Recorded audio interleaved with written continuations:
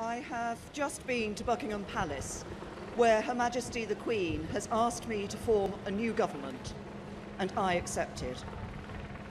In David Cameron, I follow in the footsteps of a great modern Prime Minister. Under David's leadership, the government stabilised the economy, reduced the budget deficit, and helped more people into work than ever before. But David's true legacy is not about the economy, but about social justice. From the introduction of same-sex marriage to taking people on low wages out of income tax altogether, David Cameron has led a one-nation government, and it is in that spirit that I also plan to lead. Because not everybody knows this, but the full title of my party is the Conservative and Unionist Party. And that word unionist is very important to me. It means we believe in the union, the precious, precious bond between England, Scotland, Wales, and Northern Ireland. But it means something else that is just as important.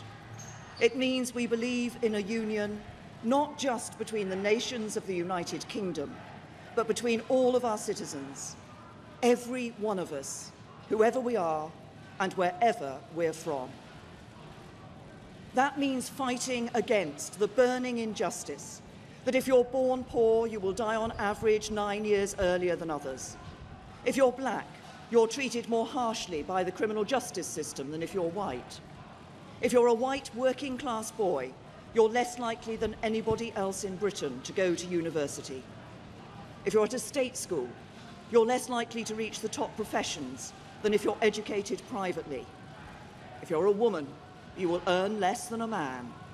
If you suffer from mental health problems, there's not enough help to hand. If you're young, you'll find it harder than ever before to own your own home.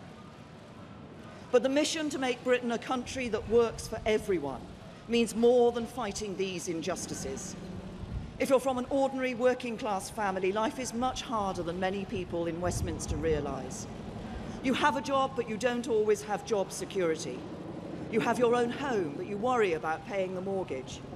You can just about manage, but you worry about the cost of living and getting your kids into a good school. If you're one of those families, if you're just managing, I want to address you directly. I know you're working around the clock. I know you're doing your best, and I know that sometimes life can be a struggle. The government I lead will be driven not by the interests of the privileged few, but by yours. We will do everything we can to give you more control over your lives. When we take the big calls, we'll think not of the powerful, but you. When we pass new laws, we'll listen not to the mighty, but to you. When it comes to taxes, we'll prioritise not the wealthy, but you.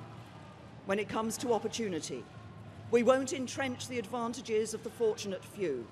We will do everything we can to help anybody, whatever your background, to go as far as your talents will take you.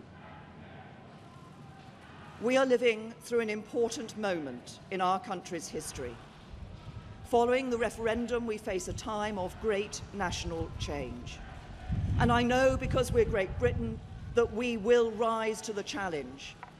As we leave the European Union, we will forge a bold, new, positive role for ourselves in the world. And we will make Britain a country that works not for a privileged few, but for every one of us. That will be the mission of the government I lead. And together, we will build a better Britain.